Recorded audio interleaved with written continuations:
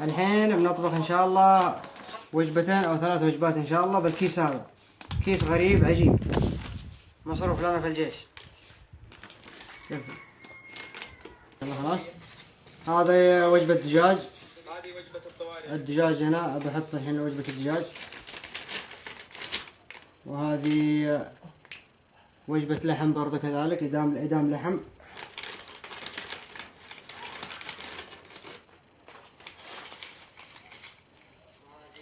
وهذه مكرونة.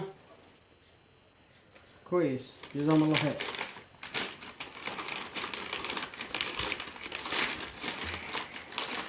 كيف طريقتها يا عادل؟ طريقتها حط المويه الحين وتغلي من حالها في الكيس. كيس من دون أي شيء. بدون غاز بدون أي شيء. من دون أي غاز ولا شيء. هذه الخطط الأمامية يا عادل ها؟ مصروف الخطوط الأمامية. للبحرية. البحرية والجيش فك بالله أبو ثابت. أبو ثابت مسك. خلاص. أحط الموية يا أبو عبد الرحيم؟ حط المويه الحين وتشوفون الحين التفاعل.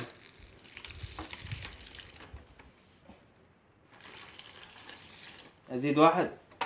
زيد واحد. نص. بدأ التفاعل. شوفوا كيف التفاعل. بدأ يغلي معنا.